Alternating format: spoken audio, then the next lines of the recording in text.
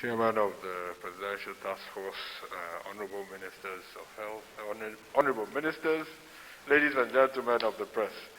My briefing today will be fairly short. We spent the weekend doing a review of the work that we're doing.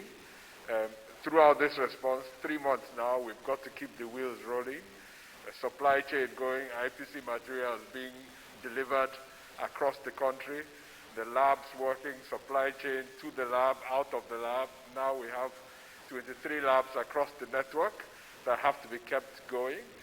The surveillance architecture, the surveillance systems have to keep working.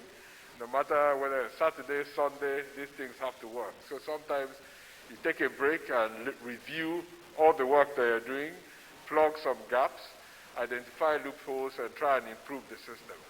So that's what we did throughout Saturday and Sunday, just to make sure we identify gaps, identify opportunities to improve, and we'll keep doing that throughout the outbreak.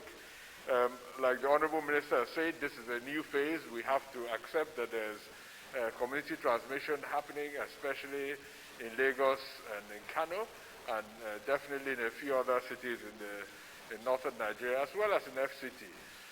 So in those areas, we'll have to adapt our response to meet, to face the realities that we're facing. This is a virus that is very easily transmissible, irrespective of the hard work that is being done across the country. So as it spreads to other cities, we adapt and change our response in order to manage that. We keep pushing in states that are not yet collecting enough samples to do a bit more. Do not rest on your oars. If you are not testing enough, you cannot know if the disease is circulating in your state. This is advice to those that want to take it. Eventually, none of us can manage this. This is a virus that we have to stay on top of. We see what is happening across the world. We see transmission happening in countries with a lot more advanced public health infrastructure than ours. So our responsibility to every Nigerian is to keep doing our best in prevention, in detection, and in care. So right now, we are pushing very hard. Every day, we keep pushing on prevention and asking Nigerians to take responsibility. We keep pushing to improve detection, i.e. improve our laboratory capacity, and like you can see from the results, we're improving every day.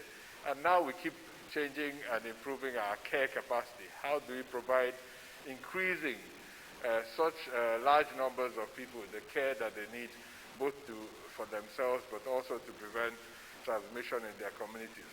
So none of this is an exact science. Everybody in the world is learning. We are learning too, adapting every day.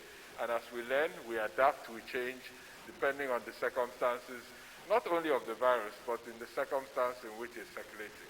So that's what we did throughout this weekend, looking at the response and finding ways to improve it.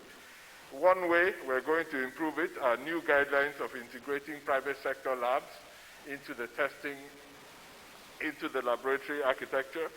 So we've now come up with guidelines for this. So any private sector lab that wants to join the COVID testing can go pick up this guidelines that we're going to publish on our website tonight, look through it, define what they need to do to be able to join the network, and we will support them through that process. This is one bit of what the changes that we continue to make every day to improve the response. So that's where I'll pause for today, and look forward to your questions. Thank you very much.